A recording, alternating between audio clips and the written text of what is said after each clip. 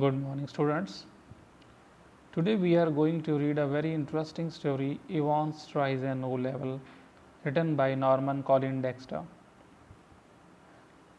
In this story, Yvonne's is the main character. He is a criminal and he has a record.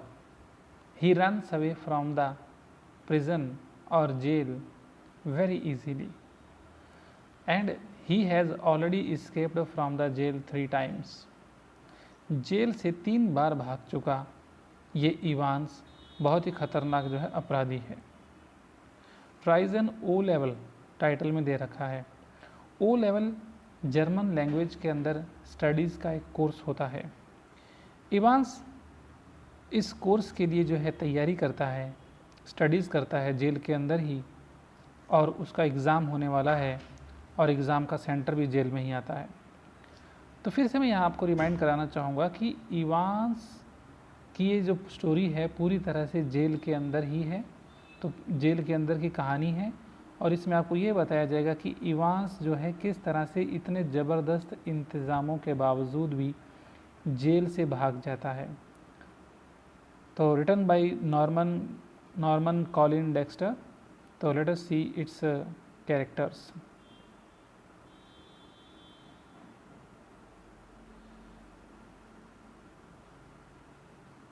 तो इसके characters में आप देखिए, सबसे पहले इवांस प्रिजनर, जेल का कैदी ही है ये। अभी हमने इसकी बात की। The governor, chief of the Oxford jail. जिस जेल में ये इवांस है उसका नाम है ऑक्सफोर्ड जेल, और गवर्नर जो है उस जेल का चीफ है, मुखिया है। जैक्सन जो है प्रिजन ऑफिसर है, इसी जेल के अंदर एक ऑफिसर है। स्टीफन्स प्रिजन ऑफिसर, ये भी इसी जेल के अंदर जो है एक ऑफिसर है। जैक्सन और स्टीफन्स गवर्नर के अंडर में काम करते हैं, गवर्नर इनसे बड़ा ऑफिसर है। अब आप देखिए सेक्रेटरी जो है ये, जैसे आपके सीबीएसई बोर्ड है वहाँ भी जो है एग्ज़ाम बोर्ड है जिससे कि ये स्टडीज़ करेगा, तो उस एग्ज़ाम बोर्ड का जो चीफ है वो सेक्रेटरी है। एस मैक्लियरी जो है ये इन्विजिलेटर है। इवांस का जेल के अंदर ही पेपर लेने के लिए आता है, ये इसको ड्यूटी दी जाती है कि वो इवांस का पेपर लेकर के आए, उसका एग्ज़ाम दिलवा के आए। आगे दे रखा है कार्टर जो है डिटेक्टिव सुपरिटेंडेंट है, जासूसी विभाग का जो है एक सुपरिटेंडेंट है। और बेल जो है डिटेक्टिव चीफ इंस्पेक्टर है, इससे बड़ा जो है सीनियर इंस्पेक्टर है इसी स्पाइंग डिपार्टमेंट में, जासूसी विभाग के अंदर। अब हम शुरू करते हैं इसकी कहानी। तो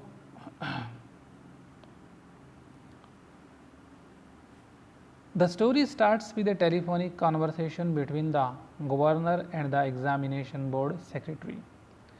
ये कहानी शुरू होती है जब एक टेलीफोन पे बातचीत चल रही होती है, और टेलीफोन पर ये जो बातचीत है ये गवर्नर में और जो एग्ज़ामिनेशन बोर्ड है उसका सेक्रेटरी, उसके बीच, उन दोनों के बीच में ये बातचीत चल रही है।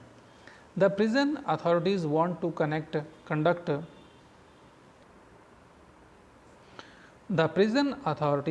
Conduct an O level exam in German language for a prisoner named Evans. जो जेल के अथॉरिटीज़ हैं, अधिकारी हैं, जैसे गवर्नर हो गया, जैक्सन हो गया, स्टीफन्स हो गया, ये सब जो है क्या चाहते हैं कि जेल के अंदर ही जो है इवांस का पेपर दिलवाया जाए। जर्मन लैंग्वेज के अंदर वो O लेवल का कोर्स कर रहा है, उसका paper. The secretary asks about the venue of the exam. So जो एग्ज़ाम बोर्ड का सेक्रेटरी है वो गवर्नर से पूछता है कि इस एग्ज़ाम का वेन्यू क्या होगा, एग्ज़ाम सेंटर किस को बनाया जाए, किस जगह को बनाया जाए। And also about the invigilator for it, और इसके लिए जो है इन्विजिलेटर कौन बनेगा, एग्ज़ाम में ड्यूटी देने के लिए कौन आएगा। The governor replies that the exam can be conducted in Evans cell, और गवर्नर ये उत्तर देता है कि एग्ज़ाम जो है वो इवांस के सेल में ही कंडक्ट किया जा सकता है। जो इवांस का रूम है जिसमें उसको रखा गया है उसी को एग्ज़ाम सेंटर जो है बनाया जाए। and a churchman will be appointed as the invigilator for the exam। और इस एग्ज़ाम के लिए जो है चर्च का जो पंडित होता है, ब्राह्मण होता है, क्लर्जीमैन होता है, उसको इन्विजिलेटर की ड्यूटी दी जा सकती है। They both then end their conversation by deciding on how and when the exam will be conducted. तो इस तरह से उनकी बातचीत ख़त्म होती है और वो डिसाइड कर लेते हैं कि कैसे और कब एग्ज़ाम जो है कंडक्ट करना है।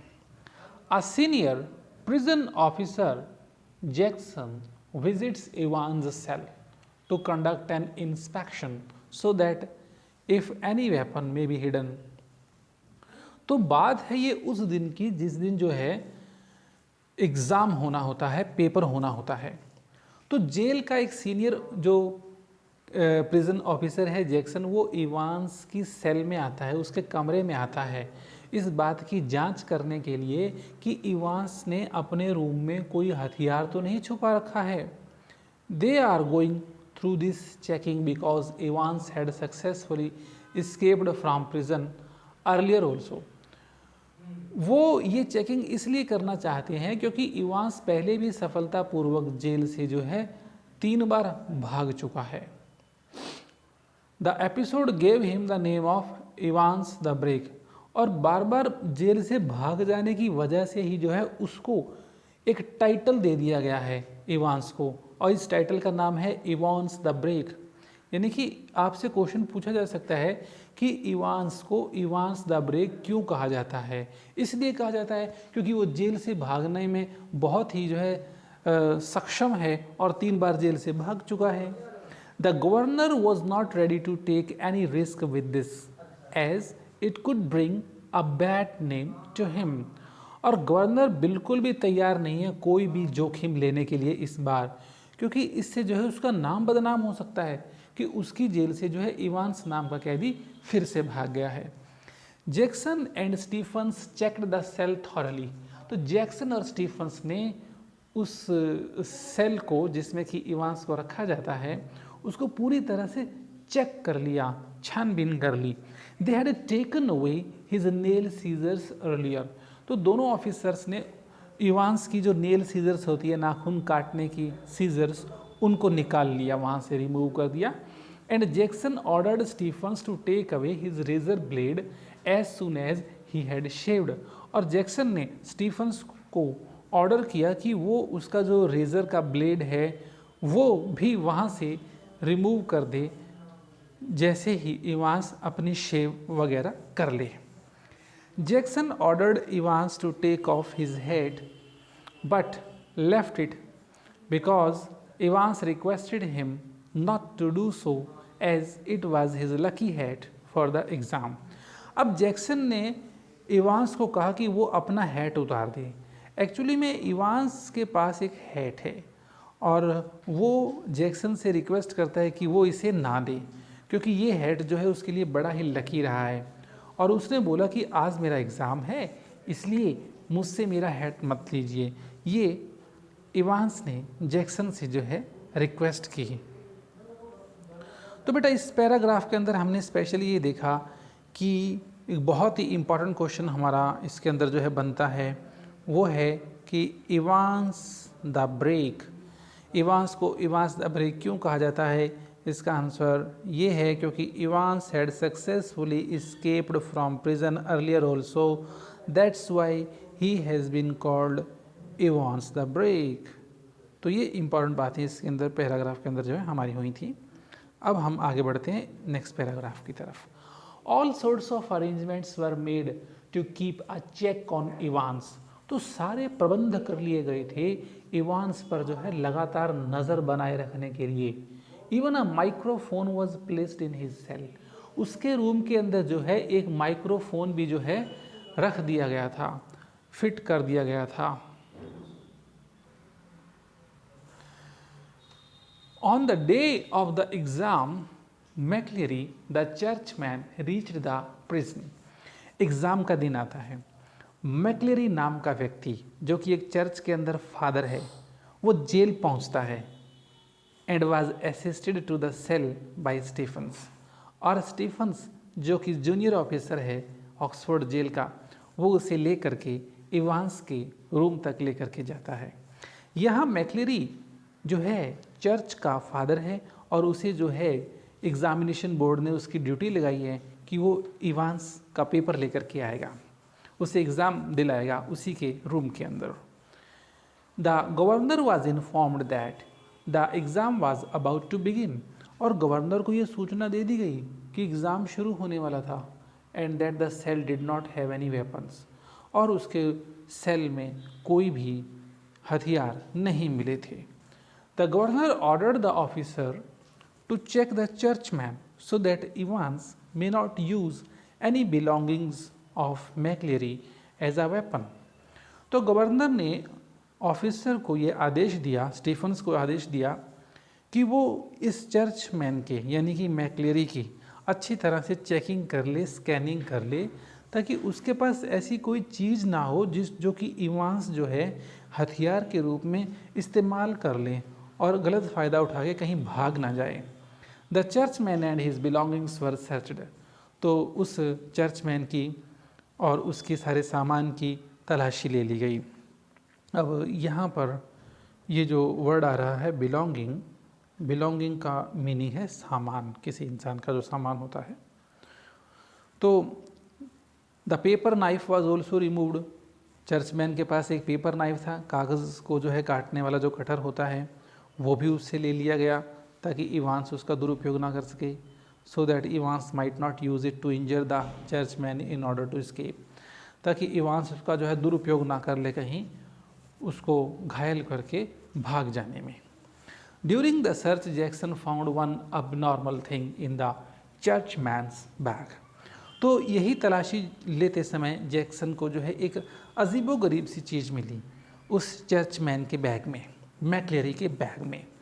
It was a semi field tube, ये एक ट्यूब थी जो कि थोड़ी बहुत उसके अंदर कोई लिक्विड भरा हुआ था ट्यूब के अंदर। When asked the reason for keeping it, McLeery said that he had to use it as he suffered from piles. अब जब रीज़न पूछा गया कि वो उसे जो है क्यों रखता था, तो मैक्लेरी ने कहा कि उसे ये यूज़ करनी पड़ती थी जब उसे लंबे समय तक किसी हार्ड सरफेस पर बैठना पड़ता था, क्योंकि उसको जो है पाइल्स की बीमारी थी। आगे, द एग्ज़ाम बिगेन, इस तरह से एग्ज़ाम शुरू हो गया। And everything being spoken in the cell was constantly heard by the governor, और इस तरह से जो है उस सेल के अंदर जो कुछ भी बोलने की आवाज़ थी, चाहे वो मैक्लेरी की थी चाहे वो इवांस की थी, उसे लगातार गवर्नर अपने ऑफिस में बैठा हुआ सुन पा रहा था, क्योंकि माइक्रोफोन्स के जो स्पीकर्स थे वो गवर्नर के रूप में फिटेड थे। Meanwhile a phone call from the examination board for some corrections in the question paper made the governor suspicious. इसी दौरान क्या हुआ कि एक फ़ोन कॉल आई एग्जामिनेशन बोर्ड से गवर्नर के पास, और इस फ़ोन कॉल से ये बताया गया गवर्नर को कि क्वेश्चन पेपर के अंदर कुछ करेक्शन करवानी है, कोई एरर्स हैं, और इस बात ने जो है गवर्नर को थोड़ा संदेह से भर दिया। तो सस्पिशियस का मतलब है यहाँ पे शक से भर देना, संदेह से भर देना होता है।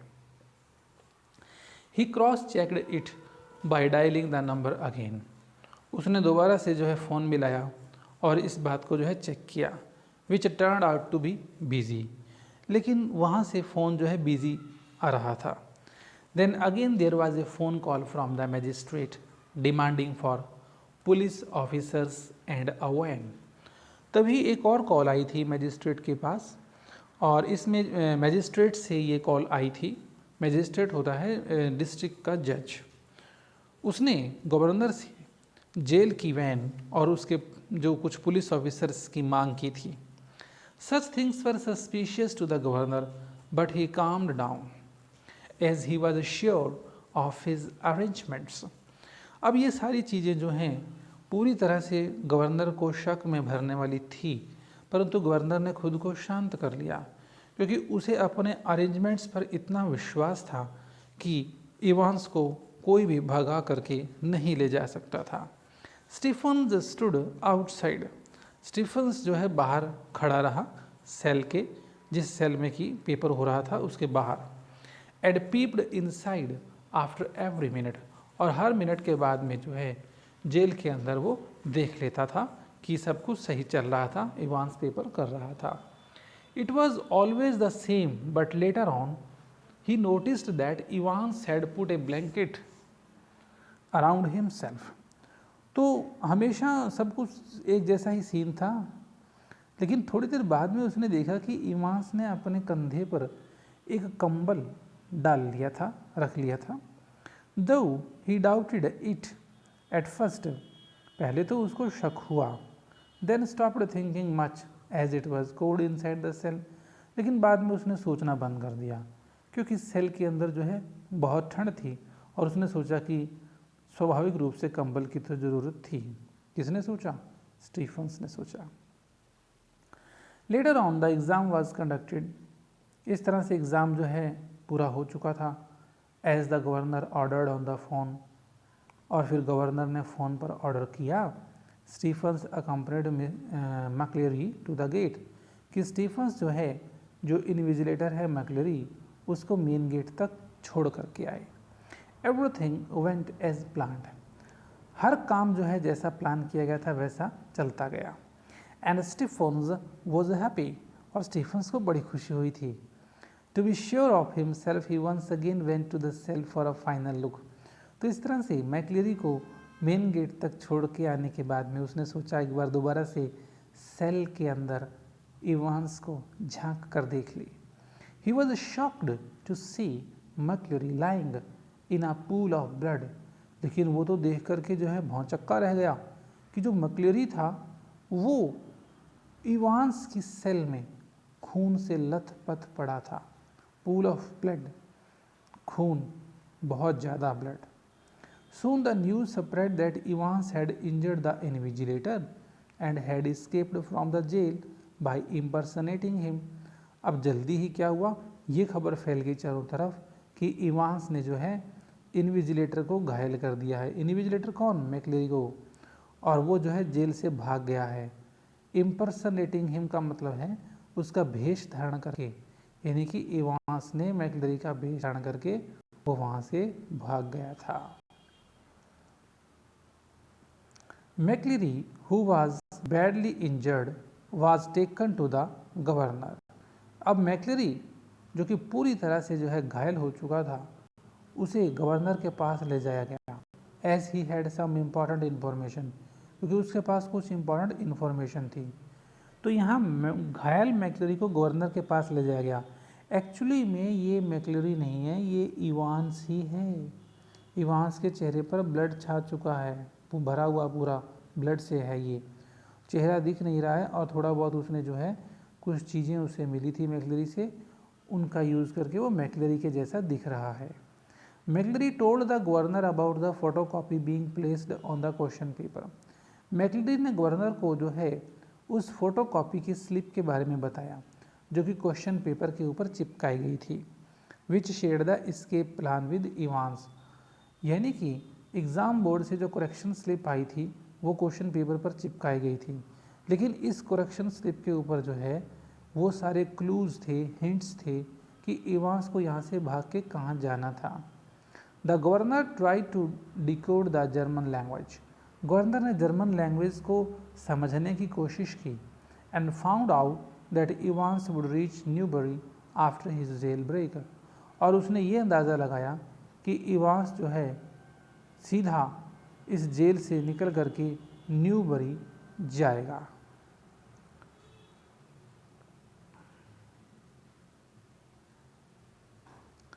सून सुपरिटेंडेंट कार्टर वाज कॉल्ड, जल्दी ही क्या हुआ कि जो कार्टर हैं superintendent spying department, detective department के, उनको बुलाया गया। And McLeery was sent with him to catch Evans, और मैक्लेरी को उनके साथ भेजा गया इवांस को पकड़ने के लिए। Both Jackson and Stephens were scolded for being unaware about Evans having a false beard and the churchman's belongings in his cell.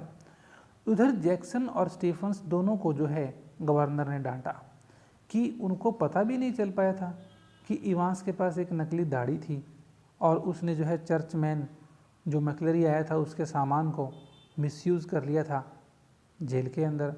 He then ordered both of them to go to St Aldates police station. फिर उसने जो है Jackson और Stephens दोनों को कहा कि वो सेंट एल्डेट्स नाम की जो कॉलोनी है, एरिया है, वहाँ के पुलिस स्टेशन में जाए and meet chief inspector Bell, और वहाँ चीफ इंस्पेक्टर हैं बेल, उनसे मिलें। Meanwhile Carter called him up to inform that they had missed Evans while chasing him. और इसी बीच में जो है गवर्नर को एक कॉल आई कार्टर की तरफ से, और कार्टर ने ये सूचना दी गवर्नर को कि उन्होंने जो है इवांस को देख तो लिया था सड़क पर एक जगह, परंतु वो उसको मिस कर गए, उसे पकड़ नहीं सके।